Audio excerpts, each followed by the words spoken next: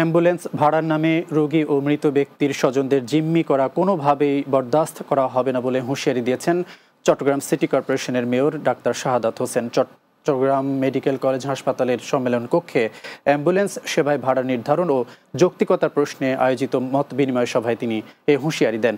হাসপাতালের পরিচালক brigadier general Mohammad Taslim উদ্দিনের সভাপতিত্বে সভায় উপস্থিত ছিলেন চট্টগ্রাম মেডিকেল কলেজ হাসপাতালের উপপরিচালক doctor Mohammad Ilias Chowdhury, civil surgeon doctor Jahangir Alam, মহানগর বিএনপির সাবেক স্বাস্থ্য বিষয়ক সম্পাদক SM সারোয়ার আলম সহ অন্যরা।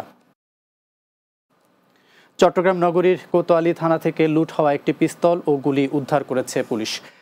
এক কাভার্ড ভ্যান চালকের তথ্যে কোতোয়ালি থানাধীন ইয়াকুবনগর লট্রাঘাটা এলাকা থেকে এই অস্ত্র ও গুলি উদ্ধার করা হয়।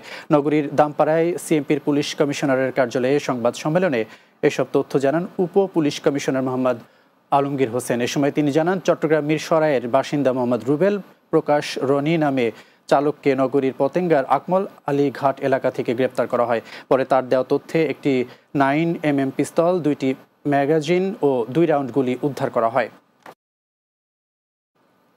বাংলাদেশের জাতীয় পর্যায়ে সনাতনী ধর্মীয় সংগঠন শ্রী শ্রী জন্মাষ্টমী উদযাপন পরিষদের কেন্দ্রীয় কমিটি গঠনে গঠনতন্ত্র লঙ্ঘন ও রাজনৈতিক হস্তক্ষেপের প্রতিবাদে সংবাদ সম্মেলন অনুষ্ঠিত হয়েছে। বিকেলে চট্টগ্রাম প্রেস ক্লাবের S রহমান হলে এই সংবাদ সম্মেলন অনুষ্ঠিত হয়।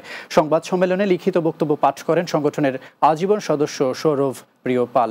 সংবাদ সম্মেলনে বক্তারা বলেন, জন্মাষ্টমী পরিষদ 1982 সাল থেকে গত 42 বছর ধরে গঠনতন্ত্র অনুসরণ করে পরিচালিত হয়ে আসছে, কিন্তু সম্প্রতি একটি মহল জোরপূর্বক কমিটি গঠন করে সংগঠনের ঐতিহ্য ও নিয়মনীতি ভঙ্গ করছে বলে, যা সম্পূর্ণ অগণতান্ত্রিক ও ধর্মীয় সংগঠনের মর্যাদার পরিপন্থী। রাতে বাংলায় নিচ্ছে আরও একটি বিরতি, ফিরছি কিছুক্ষণ পর।